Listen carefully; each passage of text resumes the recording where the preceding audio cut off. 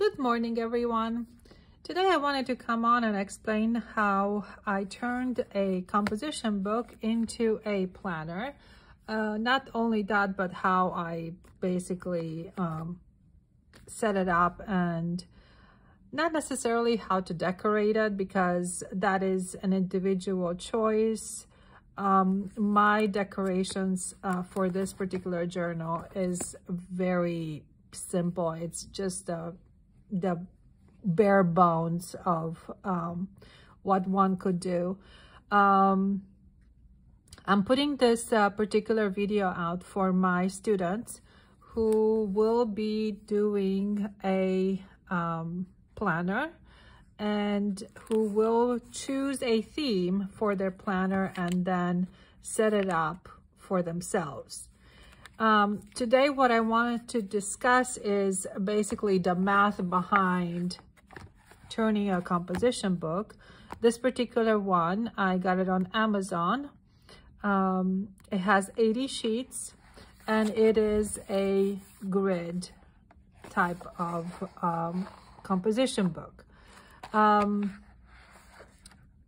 Whatever composition book you have, you need to first sit down, look at it and see, okay, what can I do with this particular one when I have only 80 sheets? So because my students will be getting the same exact composition book, half of it that is, or whatever size they choose, but I like to cut it in half so that two students can use one composition book. I went ahead and I did the math for them. So this particular composition book has 80 sheets. What does that mean? It means this is a sheet right here. So from beginning to the end, if you count each one of these sheets, you have 80 of them. This means that there are 40 folios. What is a folio? Well, a folio is a whole sheet. The whole, the page is made out of a folio, and of course you have 1, 2, 3, 4 pages. Sheets is one side only. A folio is a spread like this. So there are 40 folios in the book. However, if you really come down to it and you really look at it, you see that you have a front page, you have a back page, and then you have these page spreads. So in total, there are 79 page spreads in the book. So if you're going to do a planner, what you want to think about is you want to have the year calendar, so the 12-month calendar, either on one page or maybe on a page spread. You also want to have a 12-month calendar. And again, you want to decide, do you want that for a whole page spread, or do you want that to be just on one side of your page? And of course, you have 53 weeks. Now, because 53 weeks, and why is it 53 weeks? I'll explain to you why it's 53. So if you go and look at your calendar, and you look at every single week that is there, okay? You will have this sort of thing happening where you have 1, 2 on only 2 days in the month of July, right? And then you have only 1 day in the month of July. So what are you going to do? Are you going to waste an entire page spread for this empty spot? No, what you're going to do is you're going to count 1, 2, 3, 4, 5 weeks for July, and then for August you're going to start your week with the 31st of July. So then for August, you will have 1, 2, 3, 4, 5 again.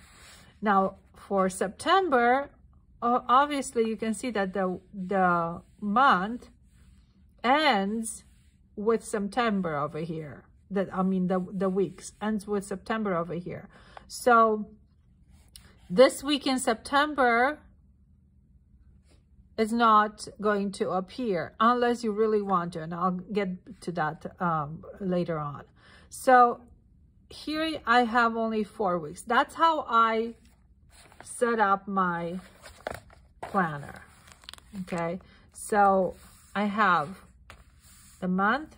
Well, first of all, I have a title page. Okay, then I have my whole entire year. And then I have my month. I have a page that I can do a quote, or I can do something on it that's nice. And then I have my weekly spreads.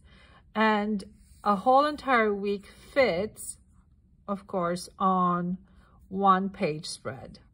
Now, if you were to use the whole entire 1 page, and of course the full size composition book, you can decide here, do you want the whole page spread for a week, or do you want to have 1 page for the week over here, and for the second week you have it over here. So you can decide how to do that if you were to use an entire book. But once again, let me move on to, because I want to take this step by step. So my weekly spreads look like this. Okay, and once I get to the end, on the next page over here, I have my month, and then I start my weeks. Okay, so you can see how I did my page spreads. So let's go back to the math behind this whole entire thing. So you have 53 weeks. You have your 12 months for your calendar. So you have the monthly calendar, and then you have the yearly calendar. You also have a front page and a back page. You have 75 page spreads, 40 folios, 80 sheets. Okay, let's look at this. So if you add 53 weeks plus 12, which is your month calendar, okay, plus your year calendar, you have 66 page spreads.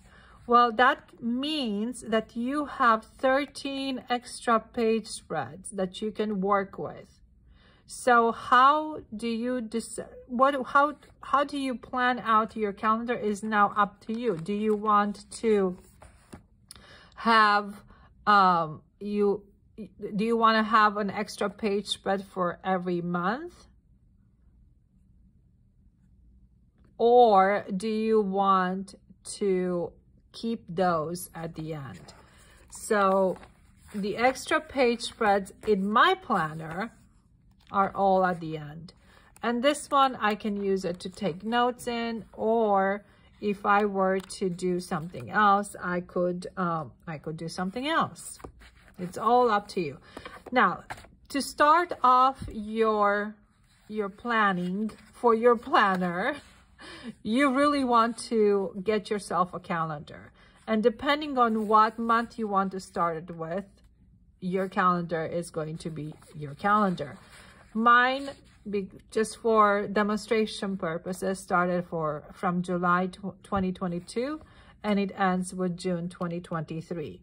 This calendar, you can get it at timeanddate.com. You can adjust it to whatever specifications you want. You can start it on any month and end it on any month. You can have your holidays circled or whatever else. This is the plainest and most simple one there is. You do want to sit down and kind of look at your months, and like I put over here, I put my page spreads count. Okay, so I have 53 page spreads. you're going to want to have an idea of how you're going to, and this will be very, very, very helpful, of course, when you start writing your dates on your calendar. So, of course, you know, you need to see something, right? You need to look at something in order for you to know what day is what. So make sure that you do that. Have a calendar in front of you and count and do the math ahead of time, because that's going to save you a lot of headaches. Now, when you start working inside your planner, you want to do everything in pencil first. Okay? Light pencil, and you can still see some of my pencil lines over here. I'm not sure if they show up on the screen, but I planned everything in pencil beforehand. Now, do you want to have this across a whole entire page spread, or do you want it separate like I have it here? That is up to you. I do want to see interesting writing. I don't want to see stuff that the way you would write it in a notebook. I don't want to see this looking like your English or your math notebook. I want to see this looking really, really nice. You could find some kind of print out all the days of the week and then cut it into little strips and glue it in. You could do that. For me, I opted for writing because I thought, you know, writing will be more interesting. Like I said, you need to choose a theme for your planner. And when you choose a theme, that is going to dictate the type of writing that you're going to have. Is it going to be bold, you know, block print, or is it going to be script like I have here? It is, do you want to use some kind of stamp, or maybe you find in magazines the words for August, or for the month, day, month name. So you want to figure out ways in which you can make this more your own. I don't want this to look the same as somebody else's. I want this particular planner to be personalized. Somebody asked me if they could do something with what was it? Hello Kitty. Of course you can do. This can be a whole entire Hello Kitty. Of course, what I want you to do is to search up Hello Kitty and find out various ways in which that character can be incorporated in here. I don't want to see the same exact thing for every single page. I want every page in your planner to have something different. And for the pages that I left empty over here, I want you to think about incorporating maybe some typography, maybe some doodles, maybe some sceneries that you could even do photographs. Maybe this is going to be very much like a travel-oriented type of planner. So in this particular case, you could find magazine pictures and that show beautiful sceneries, beautiful landscapes, whatever it is that you find, and put it in here. Maybe you want to do this themed around flowers, or you want to do just simple geometric shapes. Whatever theme you pick, stick with it. However, I want you to vary it for every month. I want it to be something slightly different, and see how it comes out. Now, you do want to, of course, decorate your front and back cover, the inside cover, like I did here. In my case, I made some pockets because I want to be able to store stuff in there if I need to. So here's a pocket back here. For the front page, of course, you want a title page. You want to have some kind of, I don't know, title, of course, because it's a title page. And personalize it in such a way that you will enjoy working on it and not be bored with it over time. If you need anything printed, please ask me about it. And I'm talking to my students now. If you need anything printed, let me know and I will print out calendars for you. Or you can just access it on the computer and look at your screen.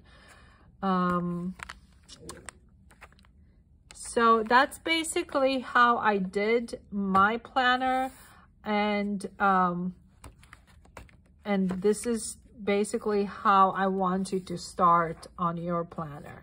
Now, again, like I said, you could use the whole entire composition book and make it your own. The way that I planned this half-size planner is the same as I would do the big size planner. Maybe just shift a few things and maybe incorporate some other things in there besides just the calendar part. I could probably do maybe a couple of pages where I do, or maybe at the end. So let's say I do this whole entire planner the same way I did this. Okay, so let's open it up to a weekly spread or something. Let's say that this is my top part of my planner, okay, for the full size. And maybe down below over here, I have maybe like a gratitude or highlights or something that I want to write about my week in review. Maybe over here, I want to put like a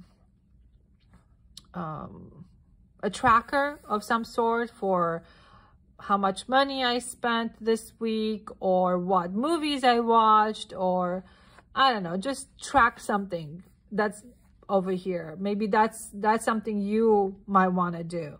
But I don't want this to be too I don't want you to be too bored looking at it. So when you are planning yours, think about it. Think about what kind of things do you want to incorporate in there and go on from there. Hopefully that has helped you do some thinking and hopefully that's going to help you plan your planner. Thanks.